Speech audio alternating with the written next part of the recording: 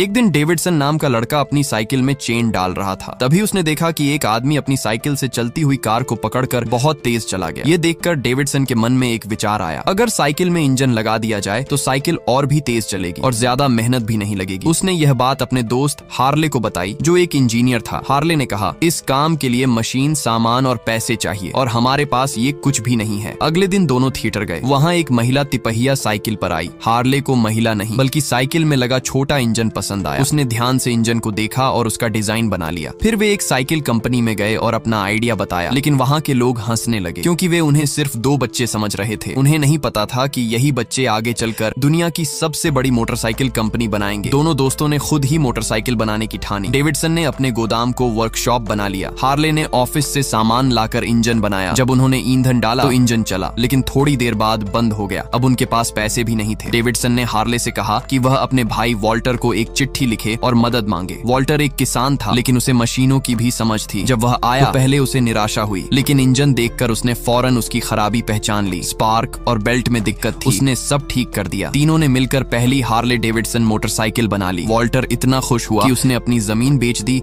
और कंपनी में पैसे लगा दिए। फिर अमेरिका की बड़ी मोटरसाइकिल कंपनी इंडियन मोटरसाइकिल सामने आई। वे बाजार पर कब्जा करना चाहते थे। इसी समय हार्ले को कॉलेज में एडमिशन मिल गया। वह अपने परिवार की मदद करना चाहता था, इसलिए उसने प्रोजेक्ट छोड़ दिया। वॉल्टर को बहुत गुस्सा आया क्योंकि उसने अपना सब कुछ इस प्रोजेक्ट में लगा दिया था। डेविडसन ने एक बार फिर एक पुराने कार डीलर ब्रिज से मदद मांगी, जो अब इंडियन मोटरसाइकिल का एजेंट बन चुका था। उसने चालाकी से डेविडसन का इंजन चुराने की कोशिश की, लेकिन कार्बोरेटर देने को तैयार हो गया। डेविडसन ने हार्ले से बिना पूछे कार्बोरेटर इंजन में जोड़ दिया, लेकिन उसे नहीं पता था कि आगे चलकर यही चीज बड़ी मुसीबत बन जाएगी।